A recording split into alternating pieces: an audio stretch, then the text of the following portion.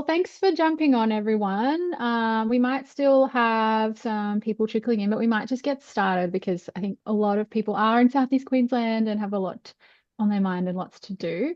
But thanks for joining us. I'm Charlie. I don't think I've met many of you yet. I'm the new coal and gas campaigner at QCC.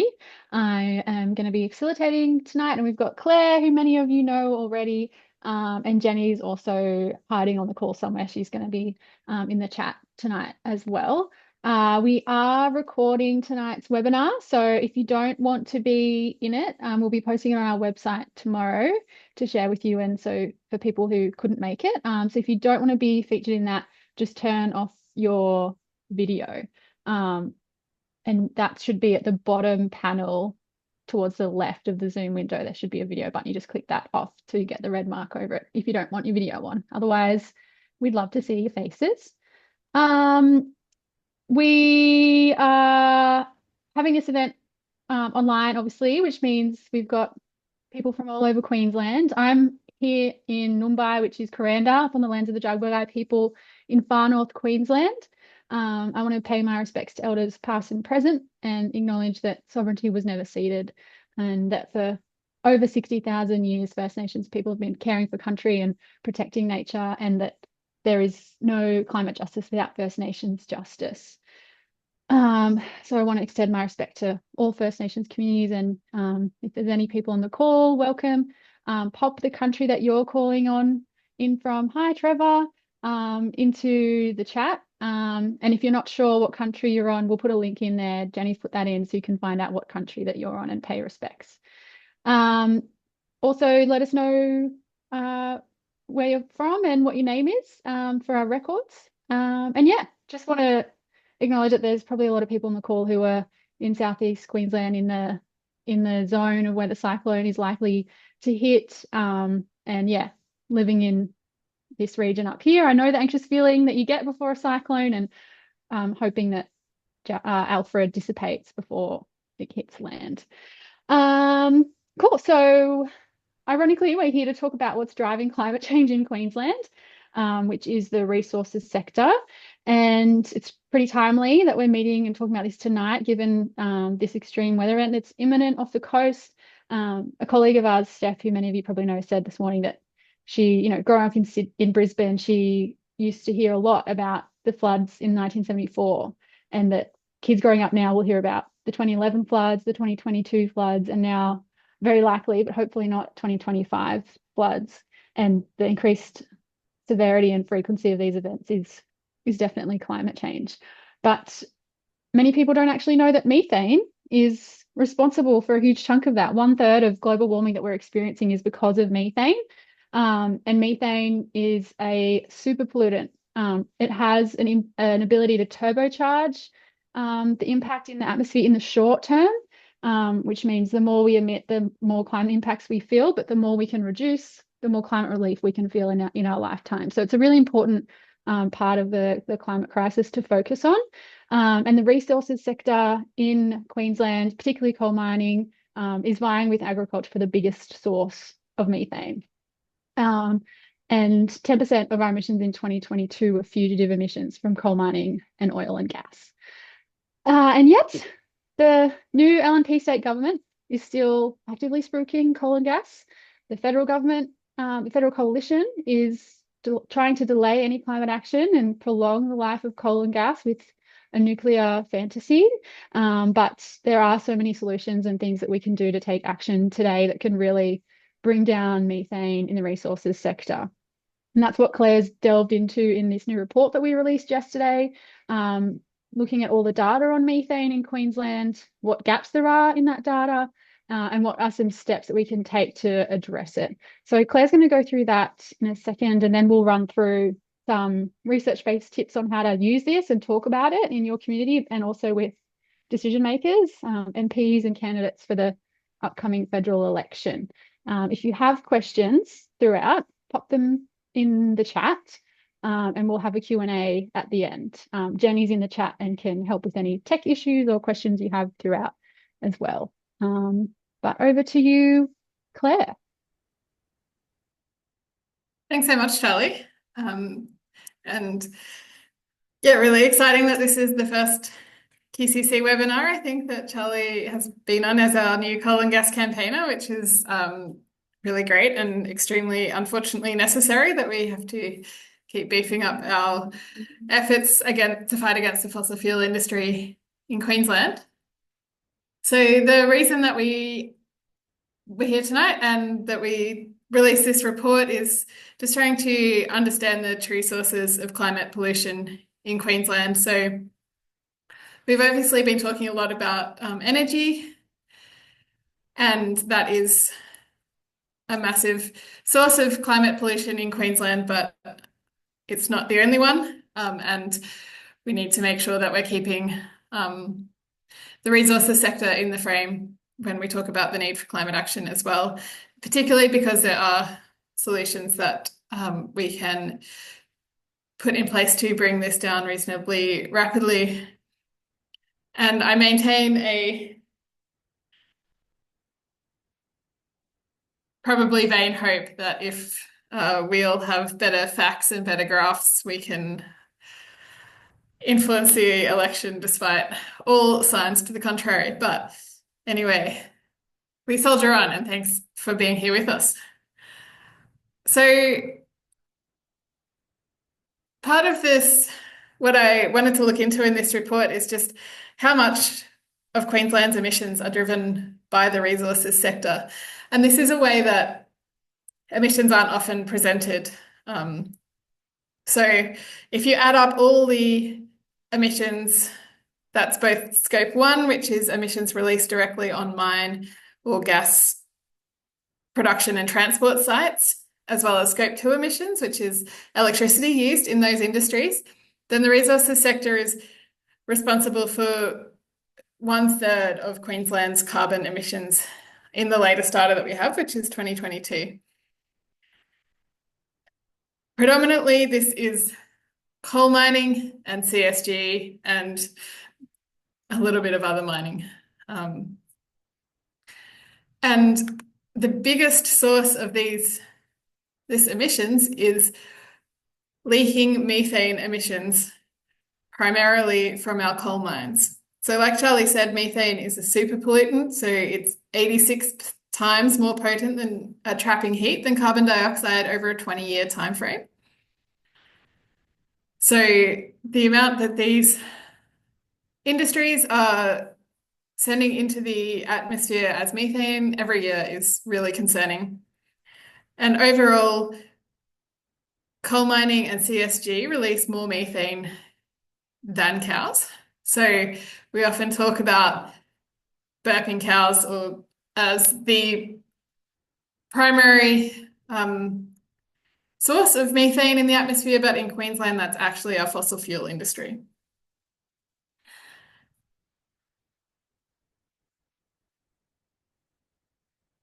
And we often talk as well because methane is actually CSG, essentially. A lot of people think that CSG is responsible for a large amount of the fugitive leaking emissions that come out of our fossil fuel industry, but actually it's primarily from coal mines. But despite the fact that CSG is a smaller percentage of Queensland's fugitive leaking emissions, there's still a lot of room for improvement. So if you just accept for a small minute that international oil companies like Shell and BP can do some things to improve their practice, which is form this oil and gas climate initiative and put in place a methane reduction target so that they leak less gas in their upstream production. They've put in this target of 0.2% leakages upstream and have actually met that in the international gas extraction. But in Queensland, particularly when we were wholesale fracking the Western Downs and Surat Basin in the early 2010s, there was gas just leaking everywhere. And that's come down as we've kind of got that industry a little bit under control, but it's still significantly higher than international best practice. And so there's a real opportunity for better regulation to be put in place on Queensland's gas industry to reduce those leaking emissions and make sure that we're meeting international best practice. But the main game in our leaking methane emissions in Queensland is coal mines. Underground coal mines in Queensland, there's actually not that many. Most of our coal is pretty close to the surface, so you can just dig a big pit. But underground coal mines produce 15% of Queensland's coal, but produced more than 50% of recorded methane emissions. And this does make sense because the further underground the coal seams are, the older they are, the more compressed they've been, the more likely the methane that was in the plants that was released when the plants rotted from the swamp in the prehistoric era has been forced out of the coal and into the seams. But it's also probably because the open cut coal mines in Queensland underreport their methane emissions. We've seen a lot of, I'm sure you've probably seen data from people like ACF and the Kairos satellites that are, and the new open methane satellites that are starting to show that Queensland's coal mines are much leakier than they were reporting. And actually, this year, the wild thing is that open cut coal mines in Queensland can report based on a statewide emissions factor. So we know that methane content is pretty dependent on the coal seam, like I mentioned for the underground coal seams, but open cut coal mines in Queensland just get to use a statewide emissions factor based on the tonnage of coal that they dig up and estimate their methane in that way. And in the recent Climate Change Authority review of our national greenhouse gas and energy regulations, they've increased that statewide factor in Queensland by about a third. So we're going to just see an increase in our reported methane emissions from those coal mines from this reporting year on. So given that we know that fossil fuel infrastructure in Queensland is such a massive problem in terms of fugitive emissions, it's obviously pretty concerning that we are still approving new coal and gas, and like Charlie mentioned, our new resources minister Dale Last was in the US a couple of weeks ago doing a trade mission to try to get more investment in new fossil fuel projects in Queensland. And we did a report with Lock the Gate in 2023, actually, showing that if we achieve the transition to renewable energy, then new coal mines could mean that fugitive emissions in Queensland are the biggest source of emissions by 2030. And it's not just new coal mines that we need to be worried about. There's also potentially perverted solutions like the Bowen Basin pipeline, where part of the rationale for this could be to collect methane emissions from coal mines in the Bowen Basin, but also open up the Bowen Basin as a CSG field. And the emissions from both fugitive emissions and also burning that gas would more than double cancel out the potential fugitive emissions that we could save. So we have to be clear that that is not a climate solution. But the solutions are, in fact, not building new coal, surprisingly, particularly in areas that we know are methane-rich and gassy seams in the Bowen Basin. Like I mentioned, another solution is making sure we regulate coal seam gas production to achieve international best practice for the upstream methane loss target. We also need to make sure that we understand how much methane is coming out of particularly our open cut coal mines through a national emissions monitoring roadmap. So we're combining satellite data, which is increasingly showing the scale of the problem, with on-ground assessments. And finally, at underground coal mines, implementing methane abatement technologies to capture and not just vent, but destroy methane before it gets released into the atmosphere. And like Charlie mentioned, the opportunity of methane is because it's such a short-term pollutant. If we can reduce the amount that we're putting out now, then we can have a better hope of not baking in quite so much climate change and seeing quite so many cyclones in Brisbane, for example. So I'm going to hand over to Charlie now to talk a bit about ways that we can talk about this pretty nerdy topic using less graphs. Thank you, Claire. I think we can all agree we are so thankful and lucky to have your experience and your analysis on things like this to help us explain it all. We will have questions in a minute. So if you have any questions for Claire about the report or her findings, pop them in the chat and we'll get to them. Jenny just popped a link to the report so you can find it there in the chat and have a look. But in the meantime, yeah, as Claire mentioned, we want to go through some tips on how to talk about this because, yeah, understanding information is one thing, but communicating it outside of our base, we're probably preaching to the choir, I would assume, with everyone on this call who agrees that climate change is important and that we need to take action on methane.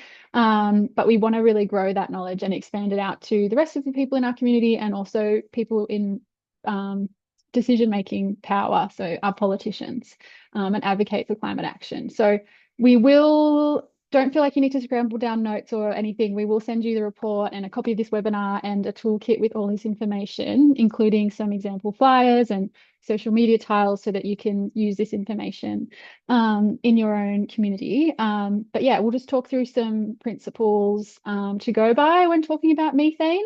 For a lot of people, methane is a new thing in the climate change space, and it can be a bit overwhelming to have another thing to talk about. And while climate change is a really big motivator for every one of us here, there are other bigger stresses for people like health and cost of living. But we know that methane and climate impacts all of those things as well. So in all of these prompts, the lens to run over it all is that you want to talk about methane and climate in a way that aligns with the values and concerns of the people that you're talking to. So the first one is to use simple and clear language to relate to everyday concerns. So focus on the tangible benefits of reducing methane, like the cost saving, like the health improvements, like climate.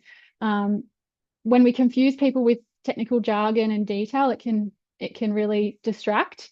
And we know that the coalition and the right, for example, love a one-liner catchphrase that really just bypasses the detail and gets people drawn in. So we don't want to go into a debate on the technical. Obviously, if you're meeting with an MP and you want to know the technical stuff, you have all the resources and this new report to go off. But for everyday Queenslanders, the technical jargon can be really confusing, make it really inaccessible. So an example is talking about fugitive methane emissions, which is what the focus of this report is. Talking about it as leaking methane pollution is much more immediately understandable for people. So that's the first one. The next one is focusing on the transition to new opportunities and what that would look like renewable energy and green hydrogen, and emphasizing that we need a transition that protects mining workers and communities. We really don't want to shut them out of this conversation, and messaging that just suggests shutting down mining operations without offering a viable alternative can really alienate people who are dependent on the industry. And that's kind of stoking the climate war that we see the opposition do, and we don't really want to play into that. So we want to make sure that when a message that we're using is making them feel heard and that their livelihoods are considered in this debate. Next is emphasizing the solutions.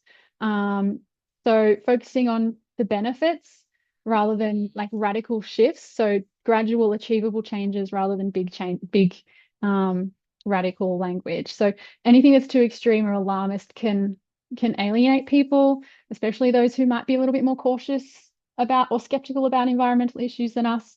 So you want to make the message realistic. And we don't want to be dismissed as fear mongering.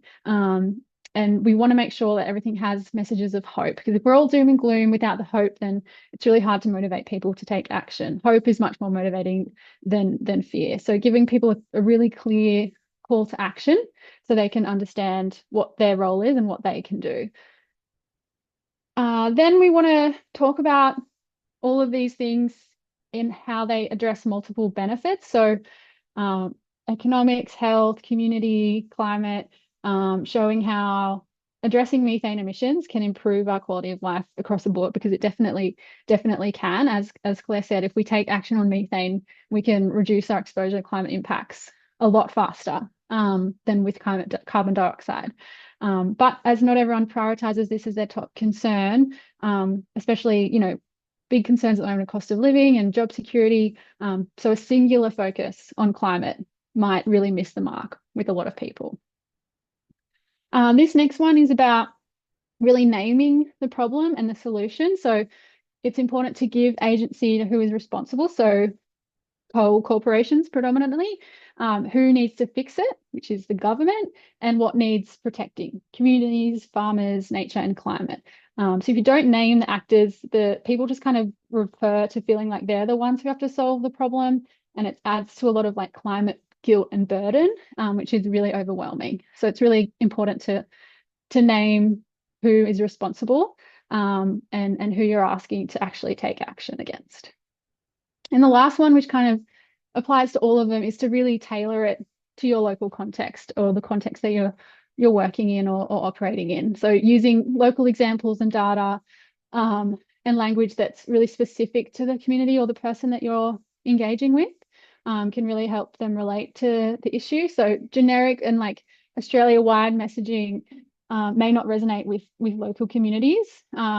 Whereas if you can connect it to their immediate experience, their local area, it can really help remedy pessimism and that doom and gloom about the climate crisis.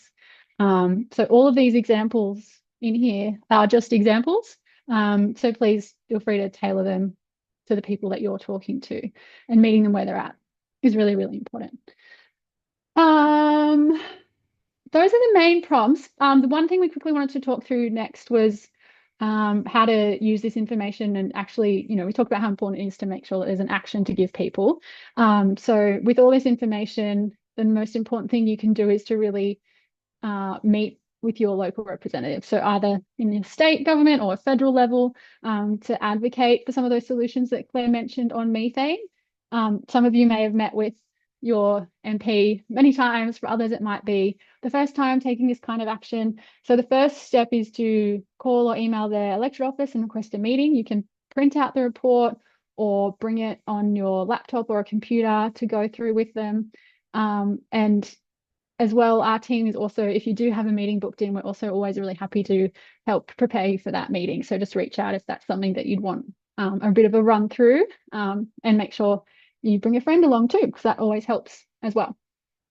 For state MPs, the key focus is the resources sector decarbonisation plan. So under the Clean Economy Jobs Act, the government has to develop sector plans for each of the major sectors, including the resources sector, by the end of this year. So they have to outline how that sector will achieve the 2035 emissions reduction target. So we want to be making sure we're talking to our state politicians about methane and how we want that methane solution set that Claire went through to be part of the sector decarb plans. So that'll be a key ask in the meetings that you do as well. And obviously, a federal election is around the corner. It's going to be called any minute. So at the very latest, it'll be May 17, but a lot of people are saying April. And all MPs, incumbents and new candidates, are going to be looking how they can prove that they're taking action on climate. I don't know if anyone saw the ABC Your Say survey came out today, and that showed that climate change is right up there with cost of living and housing as a major concern for people. And with Cyclone Alfred off the coast on its way, it's really critical that we keep talking about climate and keep talking about the solutions in moments like this. And the next federal government, whoever that may be, whatever that may look like, will have to set Australia's emissions reductions target. So it's important to make clear that your vote is really going to depend on how seriously the candidates take climate and take methane, and what they're committed to do about it. So now is the perfect time to be meeting with potential candidates, as well as incumbents. So there's a link that will pop in the chat. Oh, Jenny's already put it in there, where you can contact your candidate. You just pop in your postcode, select your electorate, and there's a pre-filled form that you can send off, or you can obviously write your own and include anything that you've learnt tonight into that. And if you are in Southeast Queensland and you want to be doing something more this election, there's heaps of stuff happening on the ground. So you can sign up to volunteer with us this election, and we'll keep you posted on all the different ways to get involved. Okay, I think we have some time for some questions. I can see a few in the chat. But maybe we'll just leave this slide up so people can still access the QR code while we're chatting, Claire.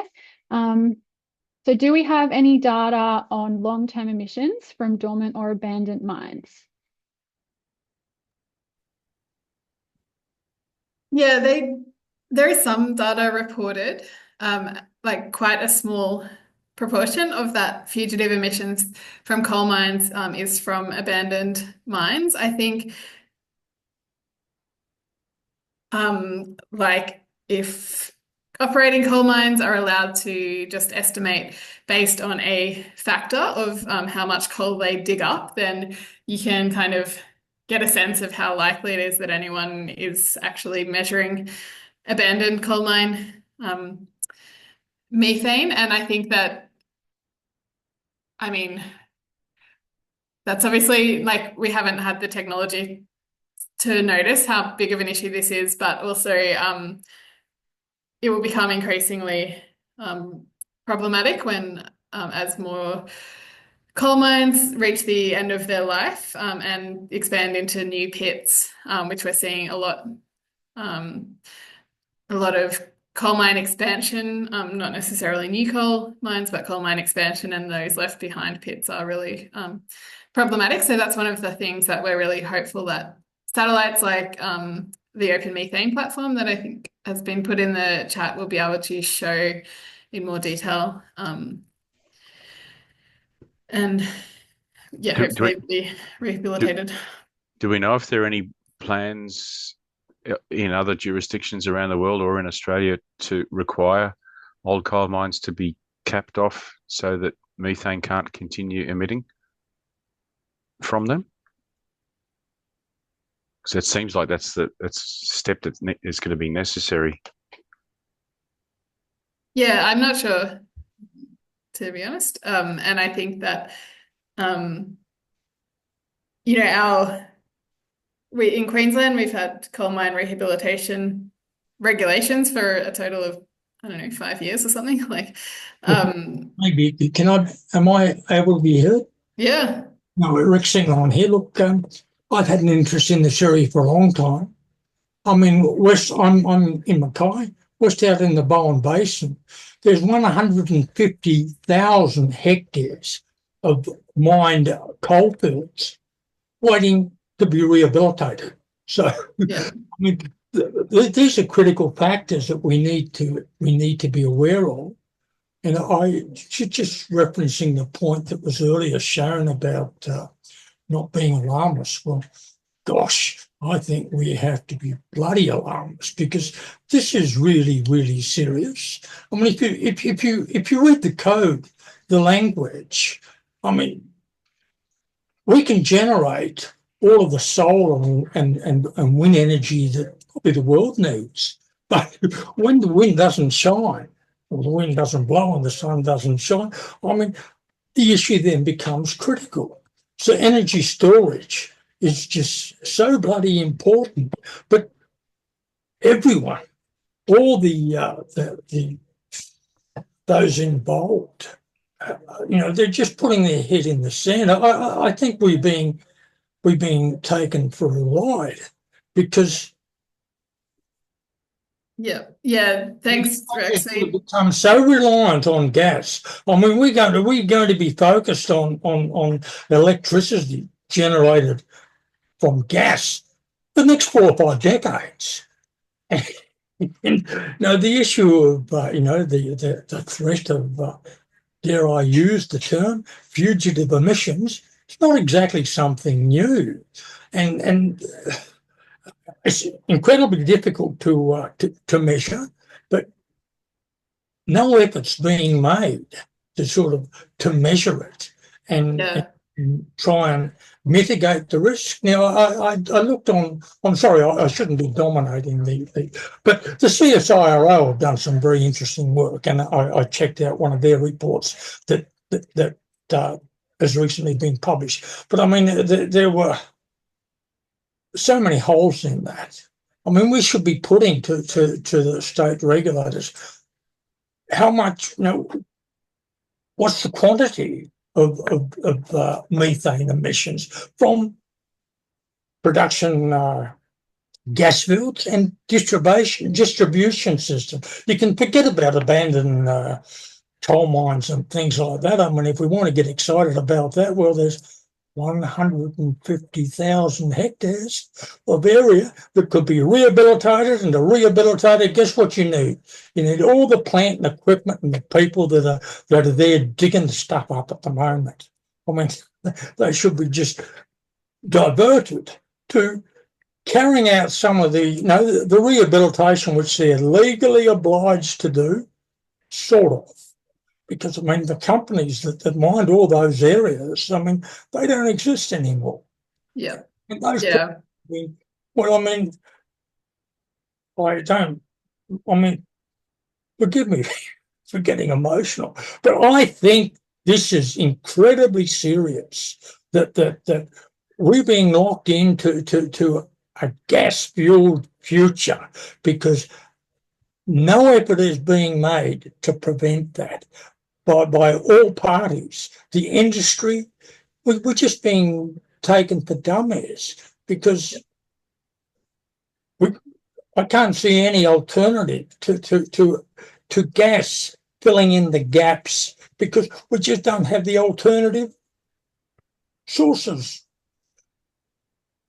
Yeah, and I think that we're seeing increasingly the true point of a nuclear proposal from the coalition being to prolong our reliance on gas. So yeah, it's definitely a real, and I think that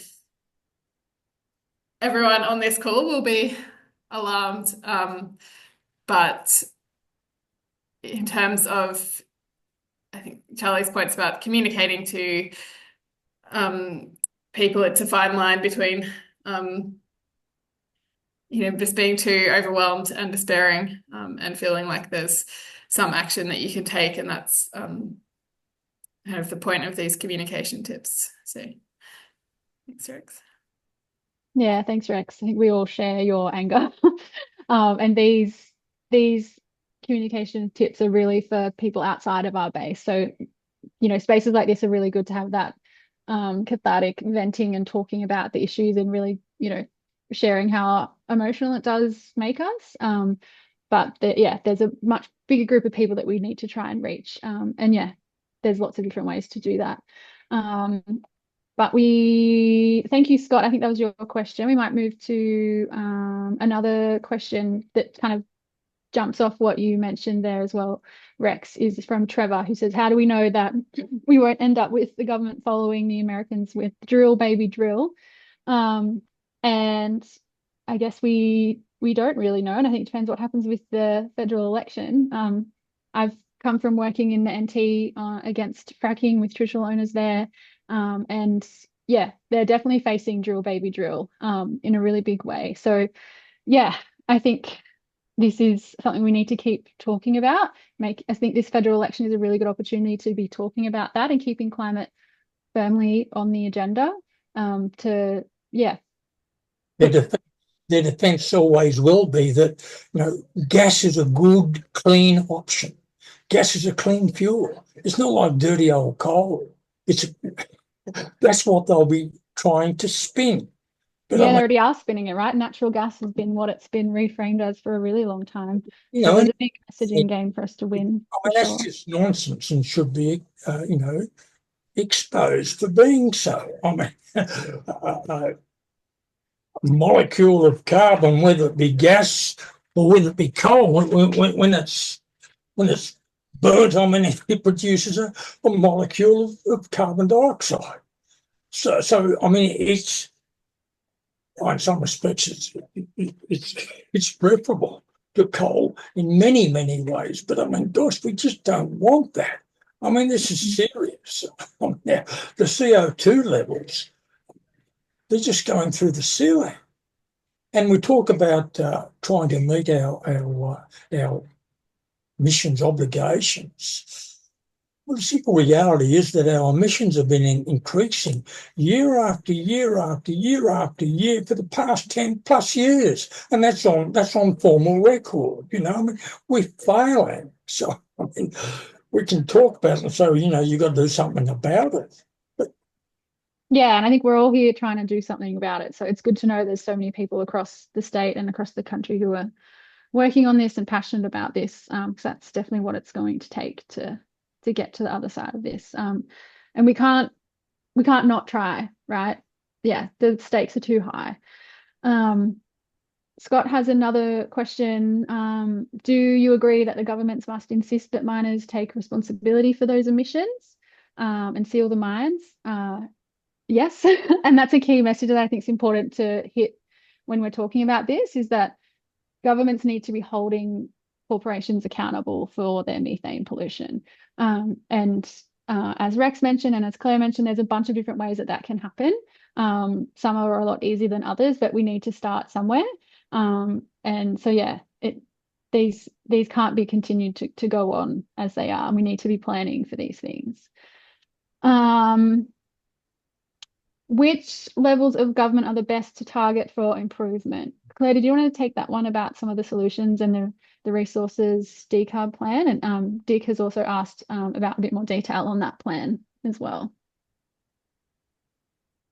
Yeah, so I think that the Queensland government is responsible for the approval of and monitoring of coal and gas facilities in Queensland, and that is, so they are the state that can be responsible for putting in place regulations like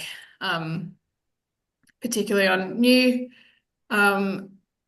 fossil fuel infrastructure to reduce emissions through like pre-drainage of mines or making sure that best practice is put in place.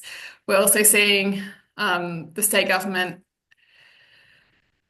has redirected some funding from the coal royalties back to mines to try to reduce their emissions. But the federal government has overall jurisdiction for emissions reduction, and particularly the safeguard mechanism is an important policy at the federal level, which captures large industrial and mining facilities.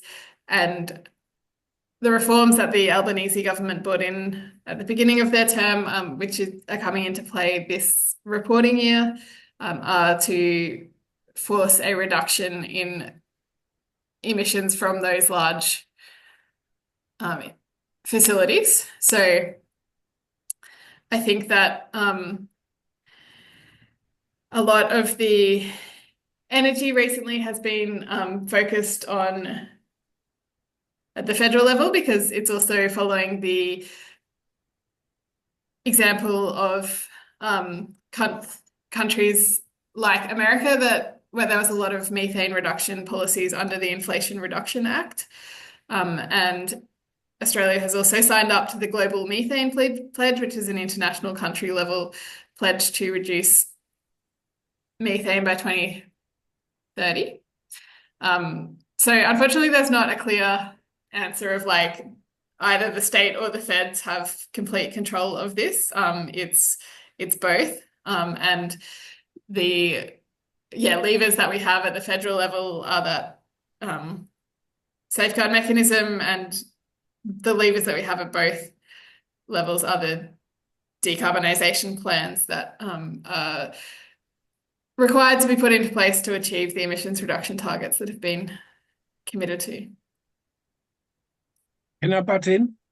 Sure. Okay, we talked about underground and open pit coal mines. We are fairly certain that we can get accurate methane readings from the ventilation shafts in an underground coal mine. Why can't we extrapolate that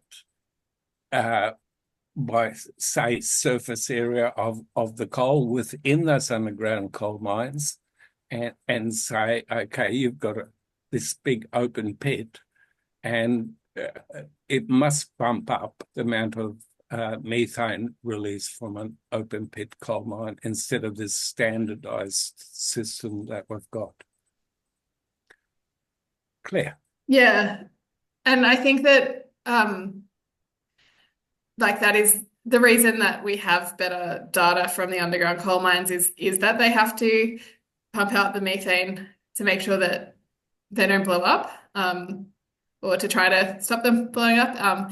And a really disturbingly high percentage of underground coal mines in Queensland have had methane accidents, because that is actually really hard to do. But a lot of the time what they are doing is just extracting the methane in big fans and venting it to the atmosphere. And I think that like definitely, like probably you would improve the methane estimates if you were doing something like you mentioned, Tom, but also the variation between seams and between depth of seams is quite high. So that's why the best way to tackle this would be to have the satellite data and have on-ground methane measurement as well, and be cross-checking that on a closer to a site-by-site basis. Claire, Dickie, you mentioned best practice. Can you give us some detail of what best practice is in both underground and open pit mines and how they actually do remove the methane? You say it's possible, but why aren't companies being forced to do it? Yeah, that's a really good question. And I think it is possible. It is hard for open cut coal mines. So one of the only ways that you can reduce methane from open cut is to try to pre-drain the mine. So essentially extract the gas from the seams through like a CSG extraction process before you then mine the coal. Kind of once you open the seam in an open cut coal mine, it's out there. But at an underground coal mine level, because they are extracting that methane, there's a lot of ways that you can then either capture that, use it on site for power generation, or at least just convert it to carbon dioxide before you vent it. And there's I think it's kind of analogous to energy efficiency. Like there's quite a bit of research about some level of this being actually cost effective for companies to do.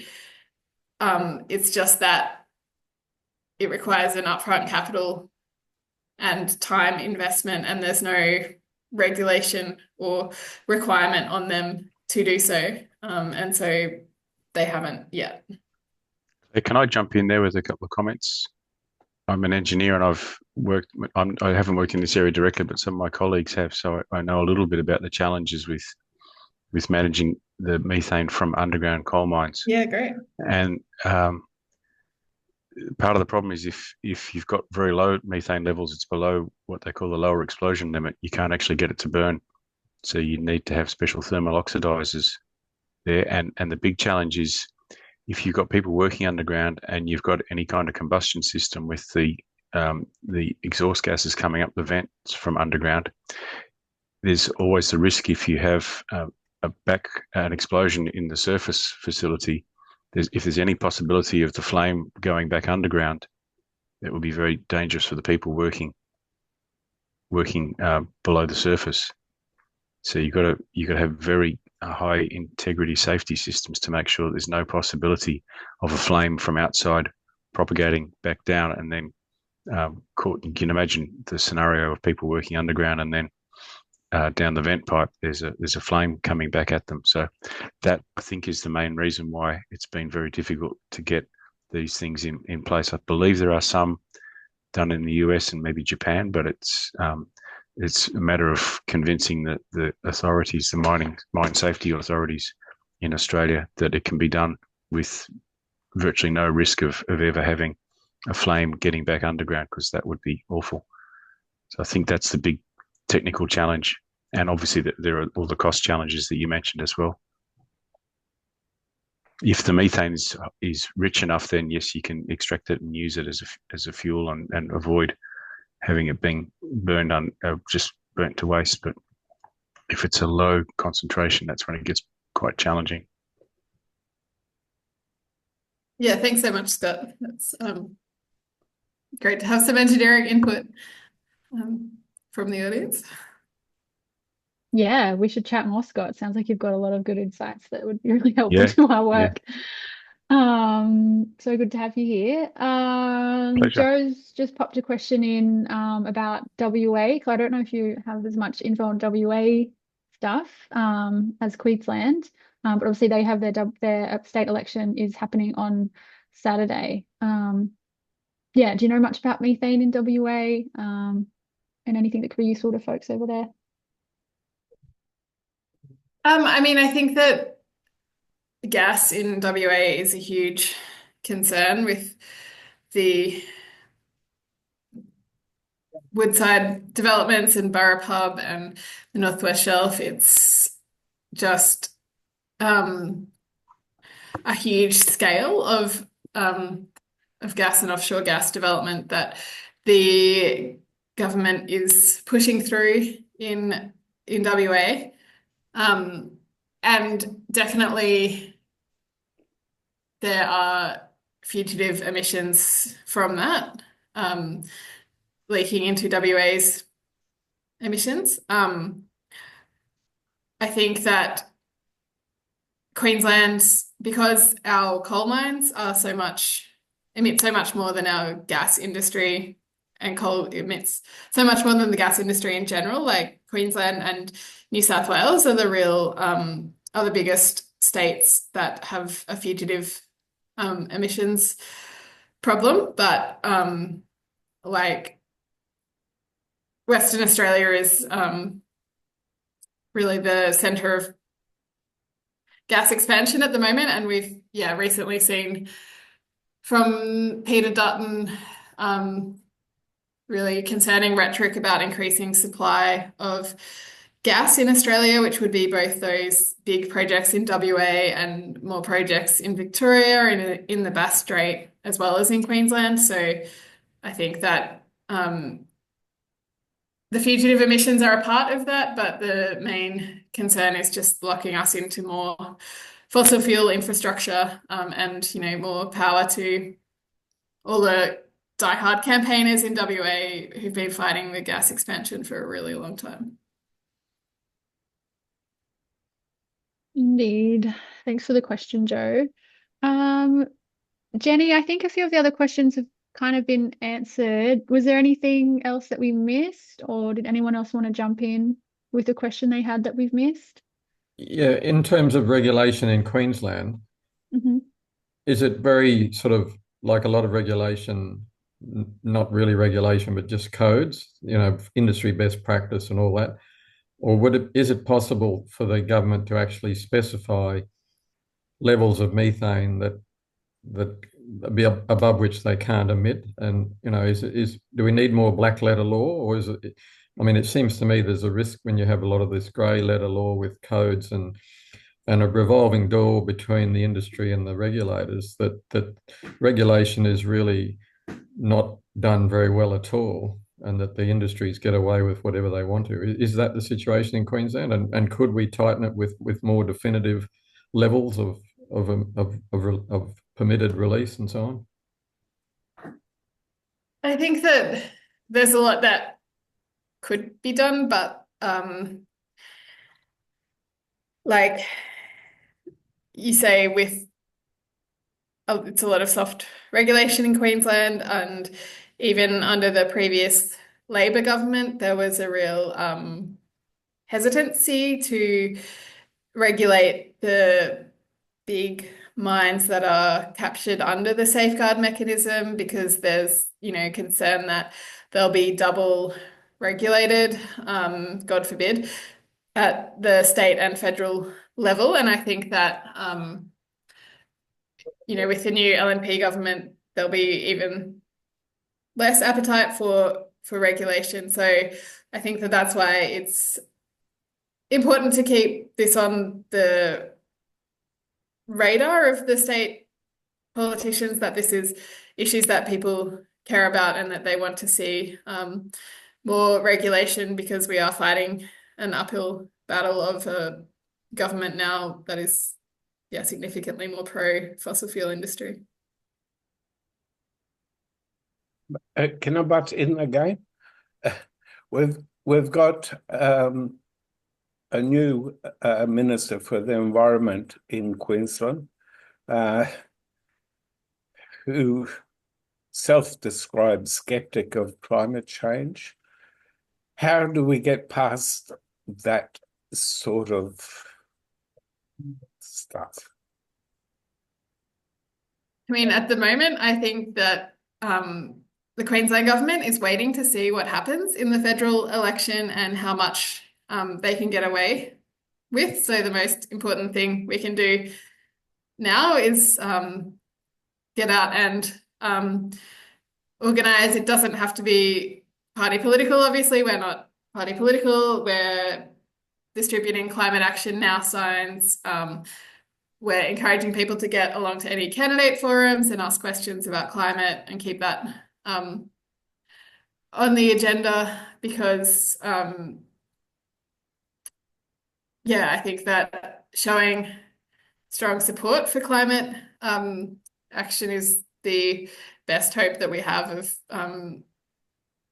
trying to keep the LNP in line, because they definitely played a line before the election that they were pro climate action and pro transition. So now it's just about trying to hold them to that and make sure that, try to make sure that the federal election result doesn't deliver a signal to the Queensland government that they can go further down the. Yes, I sort of realise we've got to be very careful, politically wise. Yet they have put 3 wind farms under more scrutiny than any new coal mine. How do we get around that?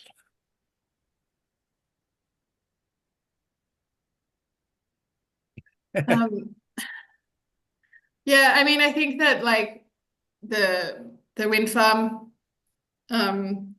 regulations, we've talked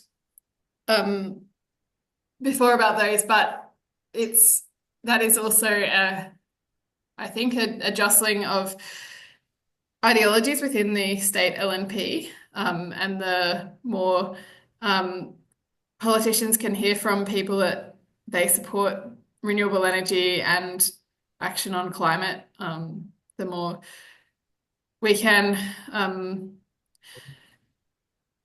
hopefully see these wind farms being just a bit of a correction in terms of getting better planning regulations for large-scale renewable energy, and that's definitely the focus of QCC, working with our regional groups to try to get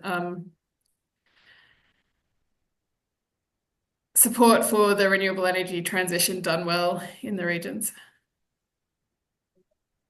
And Claire, I was just going to add, in terms of sitting in on other, conversations, discussions recently, that I think some key advice that's coming forward for all of us, whether we're proponents, whether we're part of the community, is really, we're not going to win a conversation in the political arena at the moment because of there's just so many unknowns, there's so many contentious issues. And I think that the advice that we're being given is just to try and focus our conversations and our messaging on the long game, on the information that we're really focusing on, which is the future of energy, in Australia, sort of thing. So if we can try and bring our conversations back to that, it's going to be very difficult. But I thought that was really good advice. And I think that there's also, for those that don't know, I think it's being released very soon, there is a major campaign for reliable renewables that'll be coming out. And again, we can't, as an industry, match the financial resources and that of other industries that are coming to the party with 50 million, 100 million, whatever it is. But it really doesn't take, I think part of this message has been that if we can continue to push the education, the truth, we can actually undermine a lot of the negative messaging and a lot of the misdirection and misinformation just with the truth of the matter. So it can take a little bit of the anxiety out of those conversations if we just focus on what the what the conversation is that you want to hold.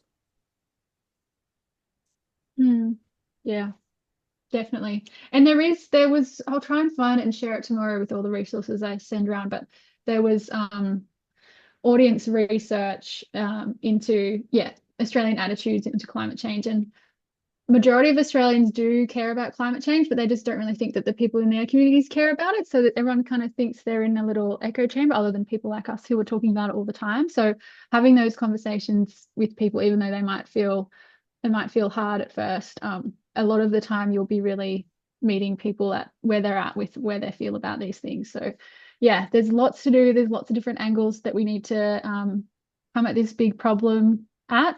And we're lucky in this space. There's so many amazing groups and individuals working in it, including everyone on this call. So yeah, very grateful for you all spending your Tuesday night talking through this with us. I'll send through, we're at 7, so we might wrap up. But I'll send through an email tomorrow to you all with everything, and we can continue the conversation there. But yeah, thanks so much for jumping on, and for everyone in Southeast Queensland, stay safe and look after each other this week. And yeah, we'll chat soon. Thanks so much for jumping on. Thanks, Charlie. Thanks, Claire. Thanks, everybody. Bye.